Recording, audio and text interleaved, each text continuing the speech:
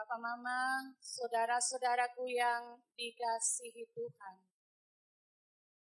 Keluargaku yang beribadah di rumah masing-masing. Marilah kita mempersiapkan hati kita supaya Tuhan membukakan isi hatinya bagi kita. Melalui kebenaran firman Tuhan yang akan memberkati kita saat ini.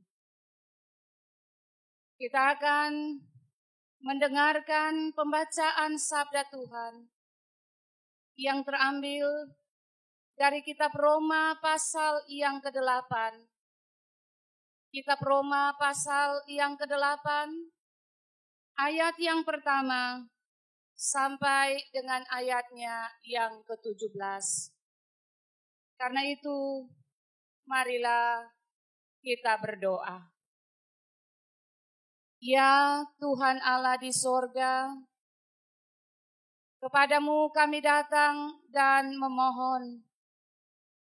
Baharuilah akal budi dan pikir kami, oleh dan karena firman Tuhan yang akan kami dengar saat ini. Supaya dengan demikian, kami tidak saja diarahkan untuk memberi telinga mendengarkan firman-Mu, tetapi hati kami bukakan untuk menerima kebenaran firman-Mu dan melakukan dalam kata dan perbuatan. Demi Kristus Tuhan, yang adalah firman itu sendiri, kami berdoa dan memohon. Amin. Marilah kita ikuti bacaan sabda Tuhan bagi kita saat ini. Dari kitab menurut Roma pasal yang ke-8, ayat yang pertama sampai dengan ayatnya yang ke-17. Oleh Lembaga Alkitab Indonesia diberi judul Hidup oleh Roh. Demikianlah sekarang, tidak ada penghukuman bagi mereka yang ada di dalam Kristus Yesus. Roh yang memberi hidup telah memerdekakan kamu dalam Kristus dari hukum dosa dan hukum maut. Sebab apa yang tidak mungkin dilakukan hukum Taurat karena tak berdaya oleh daging, telah dilakukan oleh Allah dengan jalan mengutus anaknya sendiri dalam daging, yang serupa dengan daging, yang dikuasai dosa karena dosa. Ia telah menjatuhkan hukuman atas dosa di dalam daging, supaya tuntutan hukum Taurat digenapi di dalam kita, yang tidak hidup menurut daging, tetapi menurut Roh. Sebab mereka yang hidup menurut daging memikirkan hal-hal yang dari daging. Mereka yang hidup menurut Roh memikirkan hal-hal yang dari Roh. Karena keinginan daging adalah maut, tetapi keinginan Roh adalah hidup dan damai sejahtera. Sebab keinginan daging adalah perseteruan terhadap Allah, karena ia tidak takluk kepada hukum Allah. Hal ini memang mungkin baginya. Mereka yang hidup dalam daging tidak mungkin berkenan kepada Allah. Tetapi kamu tidak hidup dalam daging, melainkan dalam Roh. Jika memang Roh Allah diam di dalam kamu. Tetapi jika orang tidak memiliki Roh Kristus, ia bukan milik Kristus. Tetapi jika Kristus ada di dalam kamu, maka tubuh memang mati karena dosa, tetapi Roh adalah kehidupan oleh karena kebenaran. Dan jika Roh Dia yang telah membangkitkan Yesus dari antara orang mati diam di dalam kamu, Maka Ia yang telah membangkitkan Kristus, Yesus dari antara orang mati, akan menghidupkan juga tubuhmu yang fana itu oleh Roh-Nya yang diam di dalam kamu. Jadi saudara-saudara,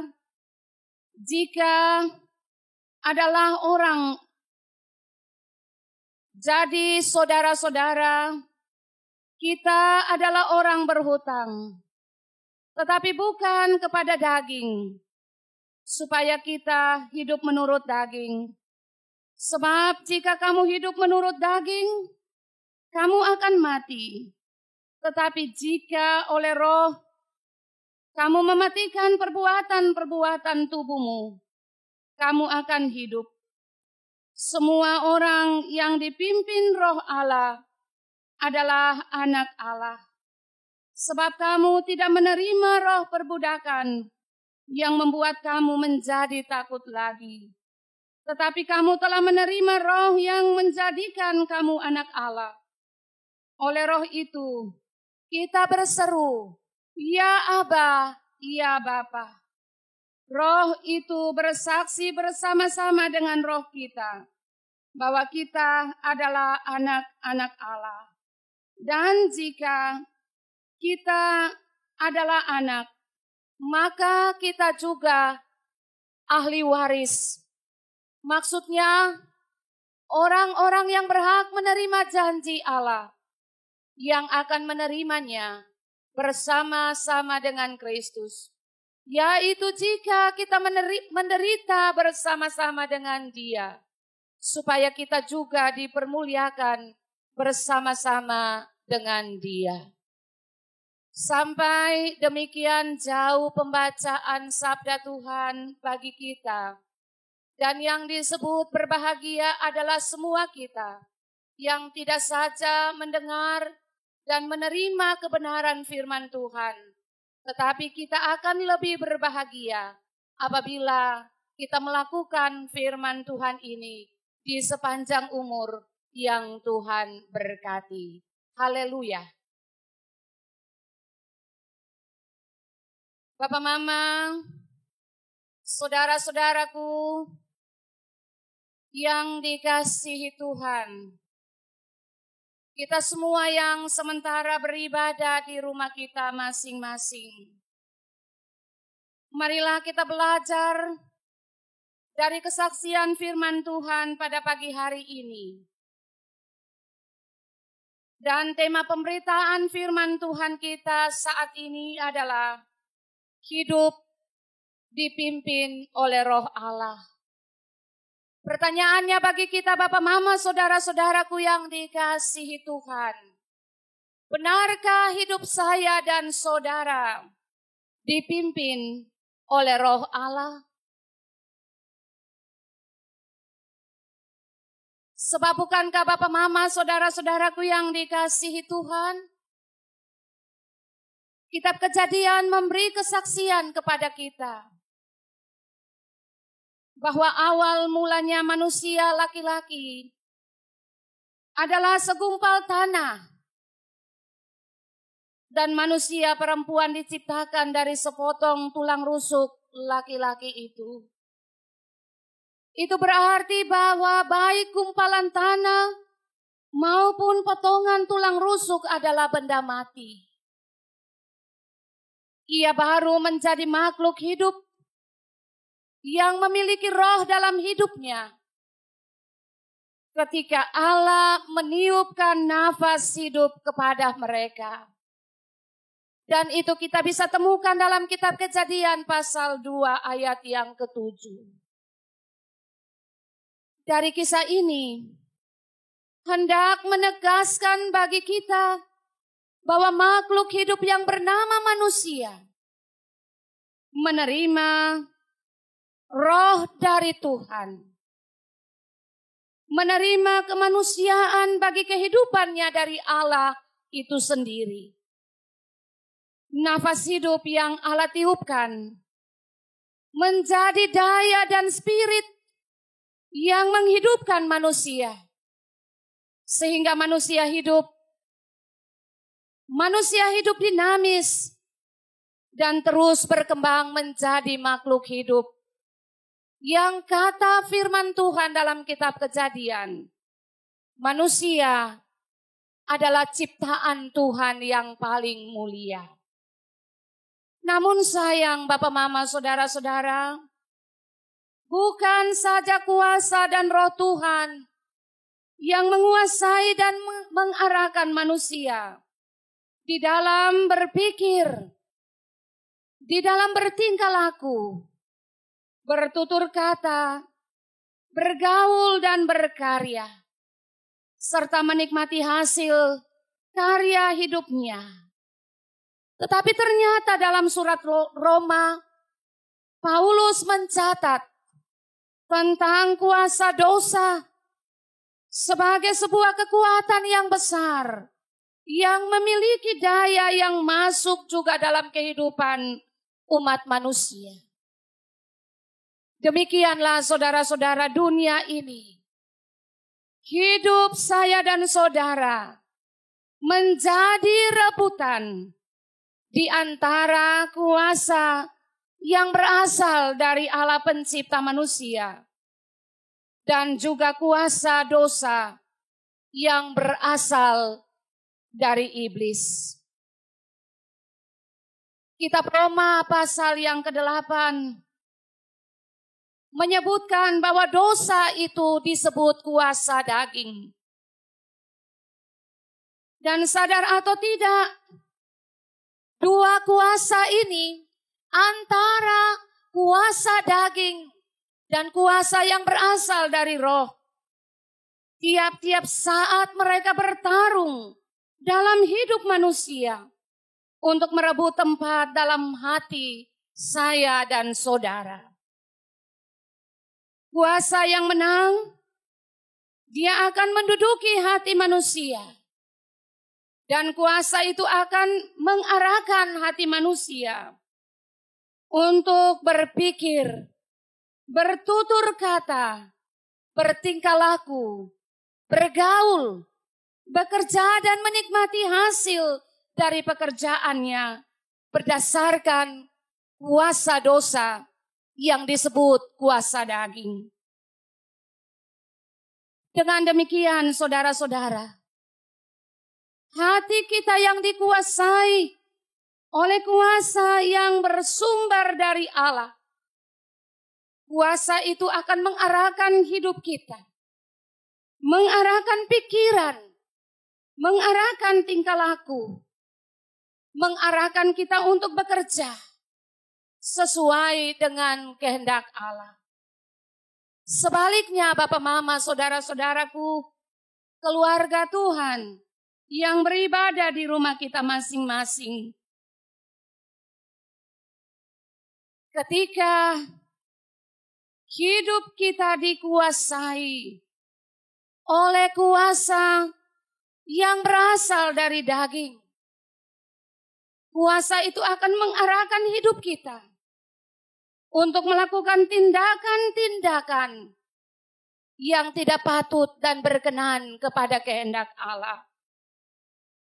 Itulah sebabnya dalam hidup kita selalu menemukan ada orang yang suka mengampuni karena didorong oleh kuasa Allah yang luar biasa itu. Tetapi ada orang yang suka membenci dan mendendam. Ada orang yang orang Kupang bilang suka bamarah, suka bakalai, dan seterusnya. Mereka melakukan semua perbuatan-perbuatan jahat itu karena didorong oleh kuasa daging, kuasa dosa yang sungguh menguasai pikiran dan perasaan mereka. Namun seringkali juga Bapak Mama, kita menjumpai dalam persekutuan hidup kita, ada orang yang melakukan perbuatan-perbuatan terpuji, yang mengasihi, yang membantu sesama, yang menolong, yang menasihati dengan kata-kata yang mendatangkan damai sejahtera. Itu karena didorong oleh kuasa yang berasal dari Allah.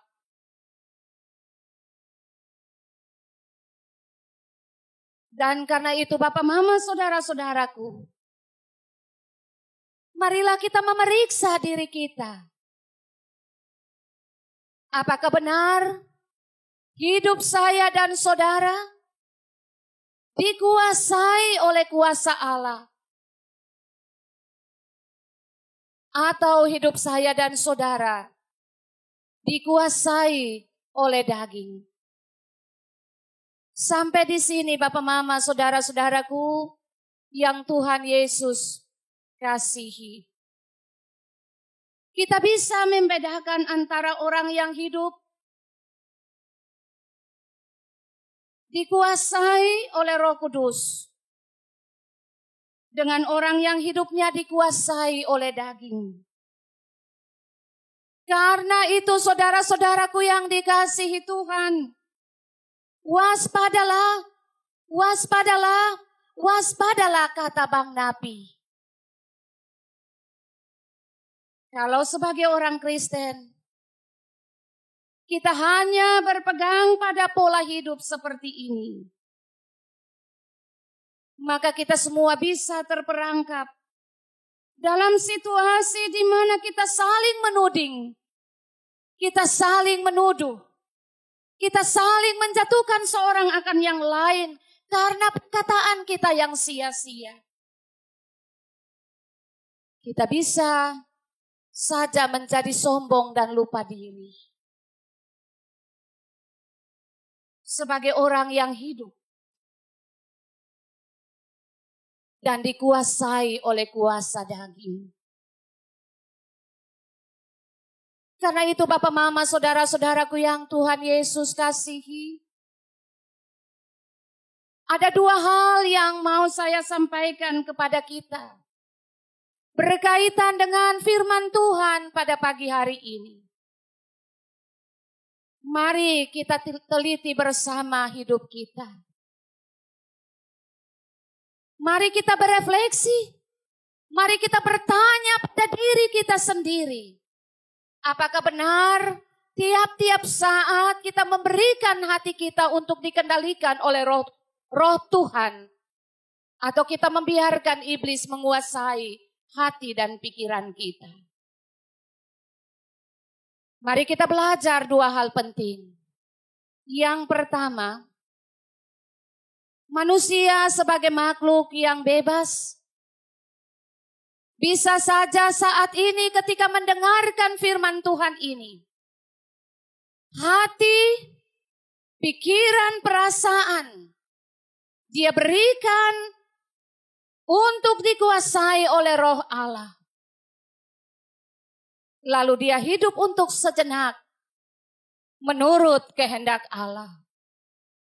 Tetapi bisa saja saat keluar dari pintu gereja, saat keluar dari rumah di mana kita bersekutu,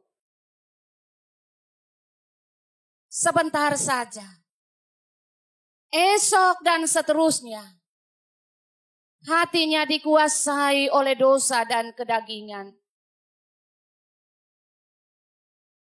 Kita bisa bekerja keras untuk menolong diri kita sendiri.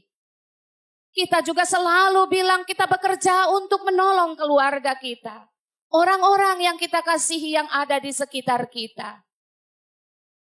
Namun pada waktu yang lain, dengan kuasa setan yang memenuhi hati kita, kita bisa menipu. Bahkan menipu diri kita sendiri. Menyangkal suara hati kita sendiri untuk melakukan perbuatan-perbuatan yang tidak terpuji, yang menyenangkan hati Tuhan.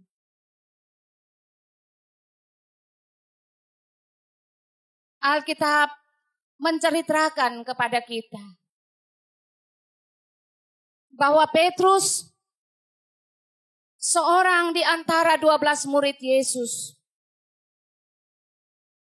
dari mulutnya sendiri dia pernah membuat pengakuan iman yang terkenal. Engkau adalah Mesias, anak Allah yang hidup. Sehingga pada saat dia mengucapkan pengakuan itu, Tuhan Yesus berkata kepadanya bahwa apa yang Petrus ucapkan itu berasal dari Allah. Tetapi Bapak Mama Saudara-saudara, Matius 16 mencatat hati Petrus telah dikuasai oleh iblis, sehingga ia menjadi batu sandungan bagi Tuhan Yesus. Dari mulutnya keluar pengakuan percaya bahwa Tuhan adalah Mesias, anak Allah yang hidup. Tetapi dari mulutnya sendiri, dia menyangkal akan sang gurunya. Mulut ini seringkali kita pakai untuk memuji nama Tuhan. Tetapi dari mulut kita sendiri juga, iblis telah menguasai kita untuk memperkatakan hal-hal yang sia-sia. Dan itu ternyata dalam kehidupan kita. Saudara-saudaraku yang Tuhan Yesus kasihi, kita bisa membayangkan jaraknya begitu dekat. Baru saja hati Petrus dikuasai oleh Allah, sehingga ia mengaku imannya dengan gagah perkasa. Tetapi segera pula hatinya dikuasai oleh iblis, sehingga ia ingin menghalangi karya Tuhan Yesus.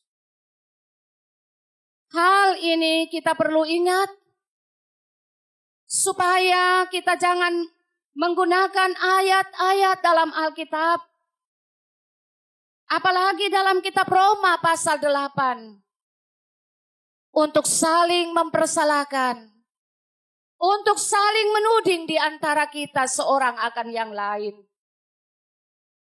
Marilah kita belajar untuk terus-menerus memeriksa hati kita. Setiap kali sebelum kita mengucapkan sesuatu, setiap kali sebelum kita memutuskan sesuatu, saya mengajak kita, saya juga mengajak diri saya, mari memeriksa kembali hati nurani kita. Sebab dari hati terpancar segala sesuatu yang memuliakan nama Tuhan. Maka saudara-saudaraku yang dikasihi Tuhan,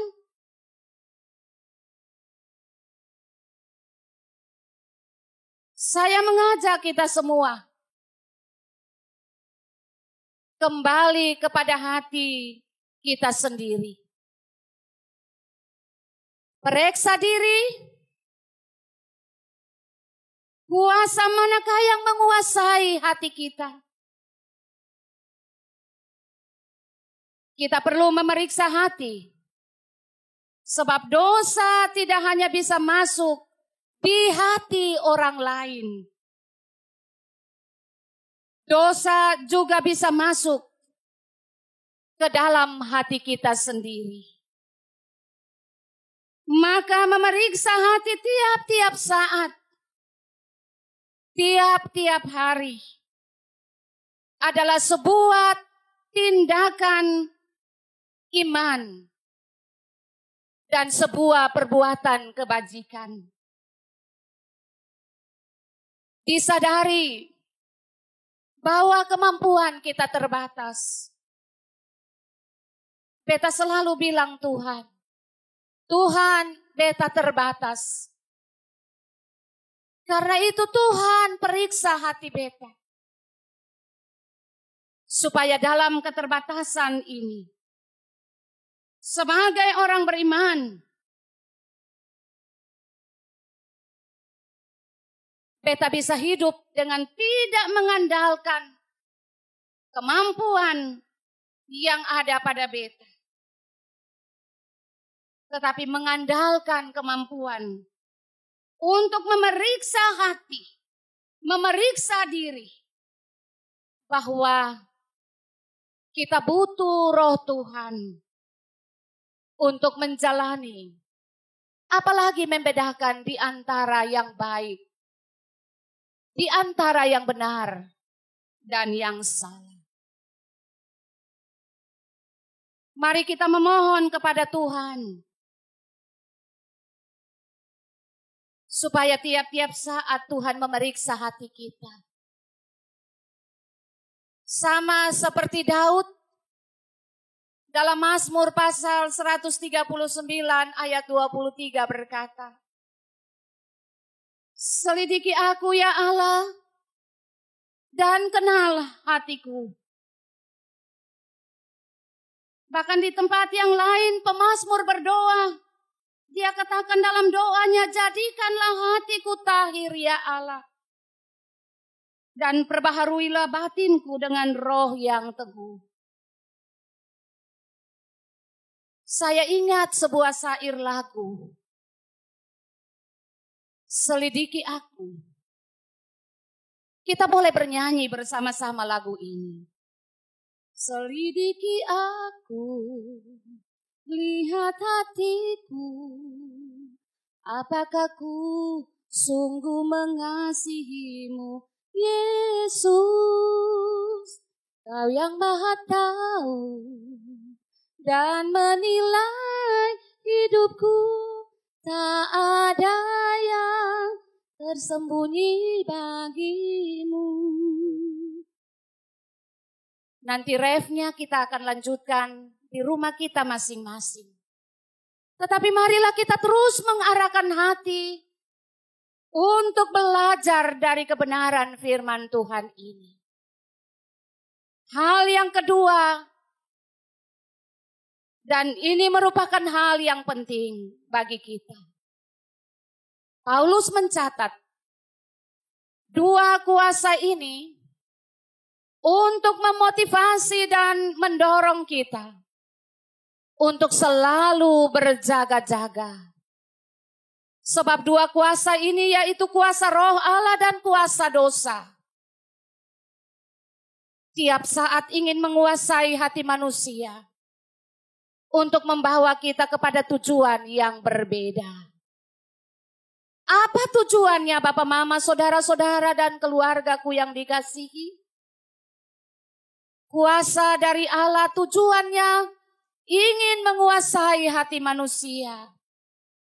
Kuasa dari Allah tujuannya ingin menguasai hati dan saudara, saya dan saudara. Agar semua anggota tubuh kita,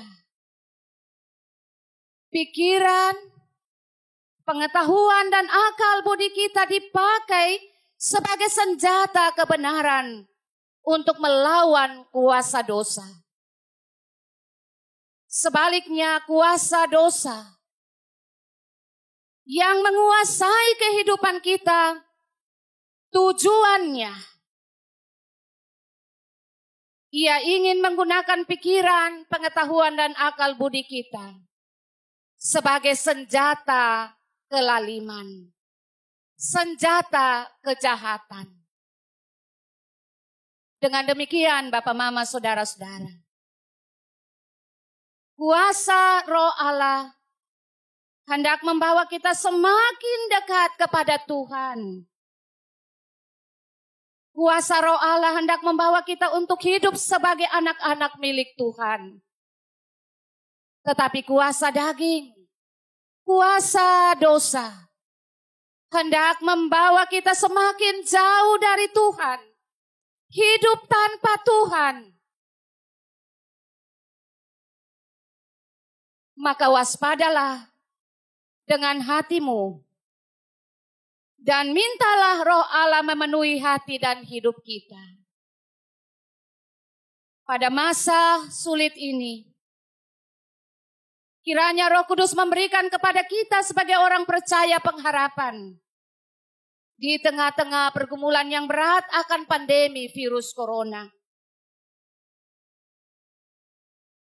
Kita percaya ketika kita menaruh hati dan terus berharap kepada Tuhan, bencana COVID-19 ini akan berakhir. Marilah kita belajar untuk bersabar, belajar untuk bertekun, belajar untuk mengendalikan diri, dan terus mengupayakan kesehatan secara bersama-sama. Supaya dengan demikian, kita senantiasa diberkati oleh Tuhan. Di akhir dari khotbah ini saya mengajak kita semua. Mari saudara-saudaraku, berilah hatimu untuk dikendalikan oleh Roh Tuhan. Amin.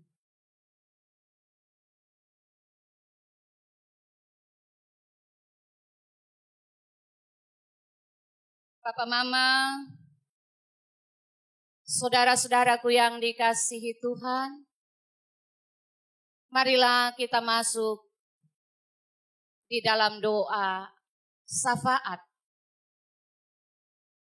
Dan sekaligus kita akan memohon berkat Tuhan bagi hidup kita.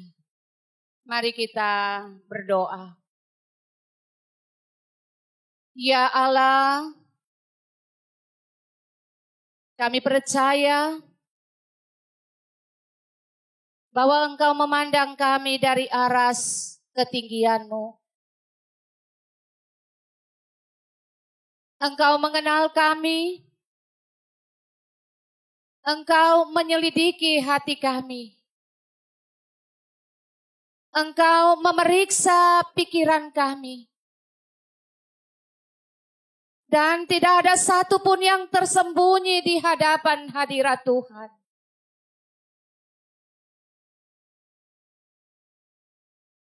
Karena itu ya Tuhan, kami datang dan memohon, kiranya firman Tuhan yang baru saja melawat kami,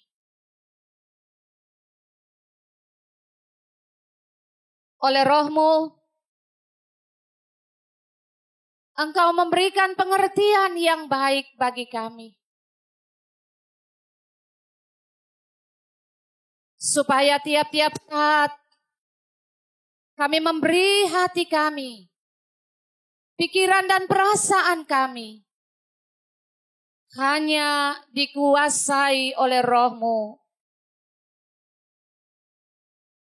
Agar ketika kami berpikir, bertutur, dan berbuat, yang kami lakukan adalah perbuatan-perbuatan kebajikan yang menyenangkan hati Tuhan melalui sesama kami. Kami mohon ampun ya Tuhan, kalau ternyata kata-kata kami menyakitkan hati seorang akan yang lain. Kalau perbuatan kami melukai hati Tuhan melalui sesama kami, kasihanilah kami dan bawalah kami pada jalan kebenaran. Kepadamu ya Tuhan kami bersyukur untuk kasih dan pemeliharaan-Mu bagi kehidupan kami sepanjang satu usbu yang akan kami lewati. Kalau kami bisa menikmati hidup sampai dengan titik ini, kami mau bilang Tuhan tidak ada yang dapat kami banggakan dalam hidup ini. Kecuali kami mau merendahkan diri, memeriksa diri kami, sambil memohon belas kasih Tuhan jatuh atas hidup kami. Bapa di sorga, kami datang dan memohon berkat Tuhan atas kehidupan seluruh sidang jemaat. Sidang jemaat Salom Kupang, kecil besar, tua muda, perempuan dan laki-laki. Para orang tua kami yang sudah lanjut usia. Mereka yang sakit, yang sementara bergumul dengan penderitaan sakit mereka.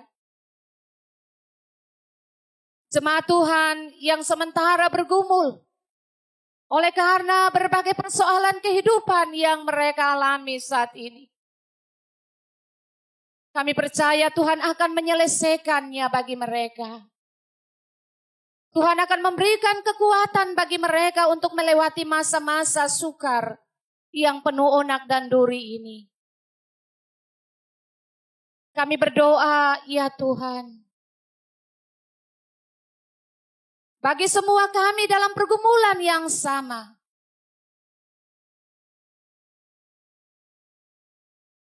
Pandemi virus corona yang membuat sampai dengan saat ini kami masih terus bertekun beribadah di rumah kami masing-masing.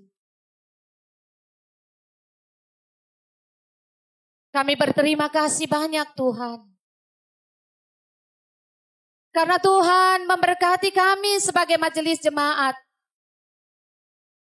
dalam kondisi situasi yang darurat ini. Akibat pandemi virus corona.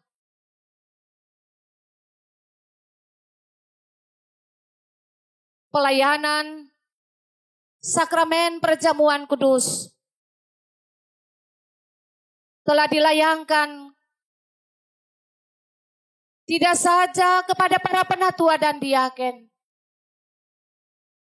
tetapi Tuhan telah mengutus mereka menjumpai seluruh anggota sidi jemaat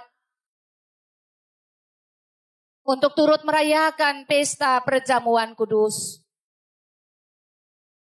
Sesuatu yang baru pernah terjadi dalam kehidupan dan perjalanan sejarah gereja kami di sini. Bahwa kami menikmati perjamuan kudus di rumah kami masing-masing. Meskipun kami dilayani di rumah kami masing-masing, tetapi kami sungguh menikmati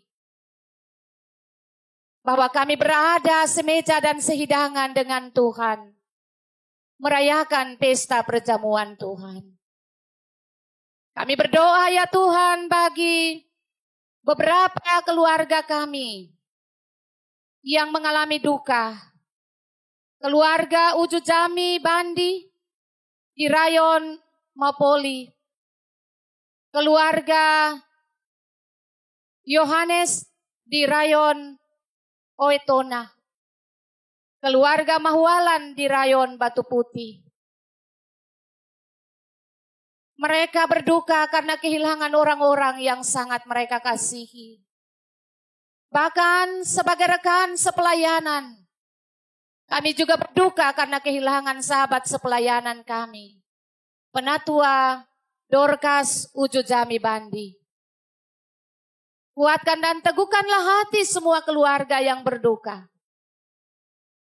Berikanlah kepada mereka pengharapan yang kuat dan kokoh.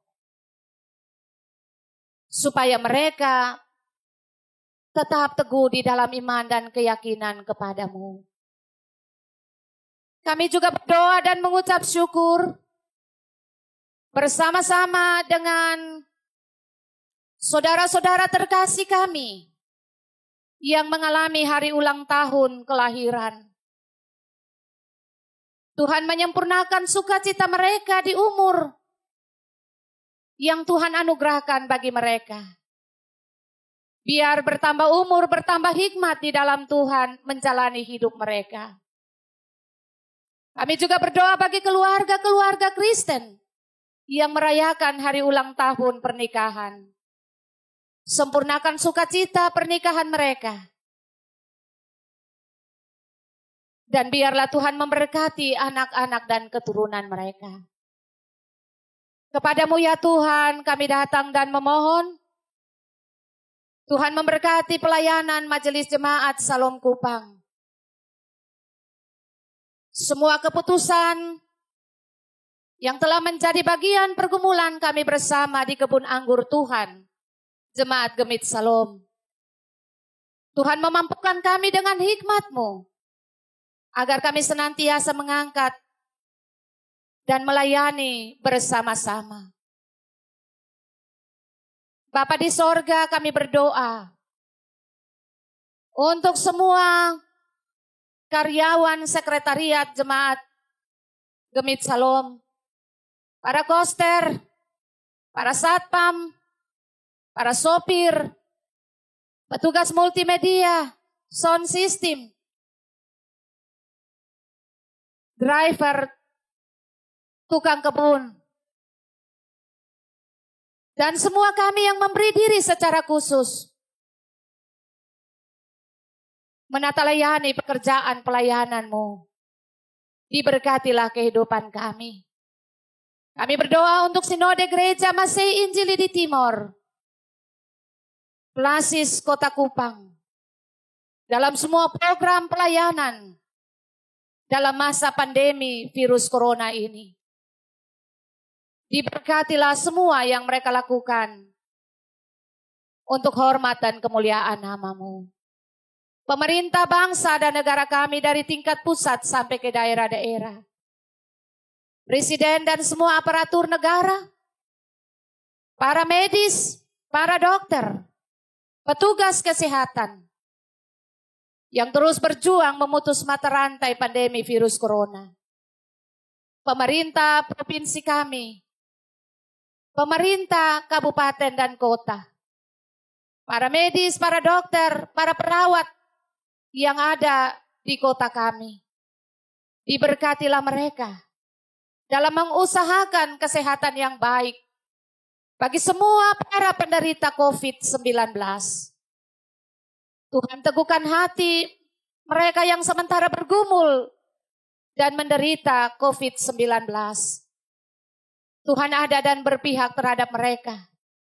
Kami percaya bahwa dalam perkenanan Tuhan mereka disembuhkan oleh Tuhan melalui penanganan dan perawatan para dokter dan medis.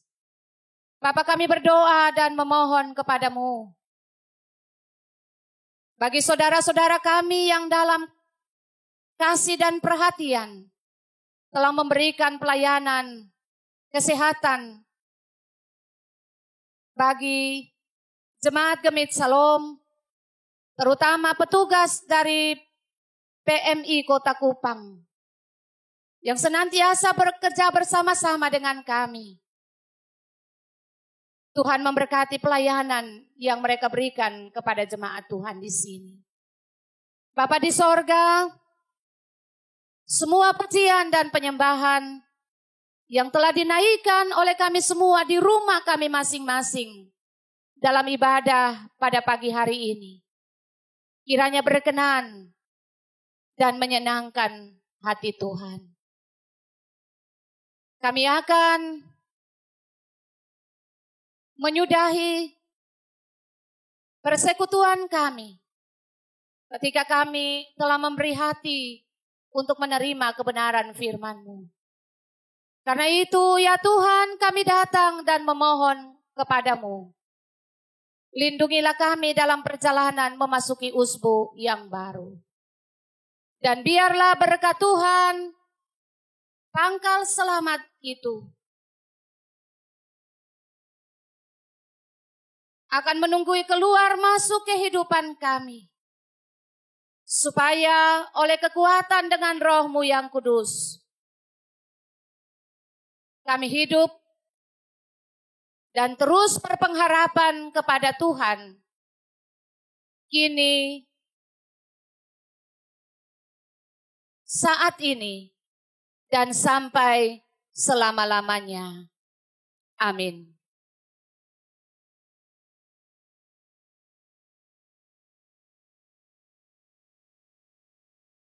Selamat hari Minggu, Bapak Mama, Bapak Saudara yang sementara beribadah di rumah masing-masing. Tuhan Yesus memberkati kita semua. Salam.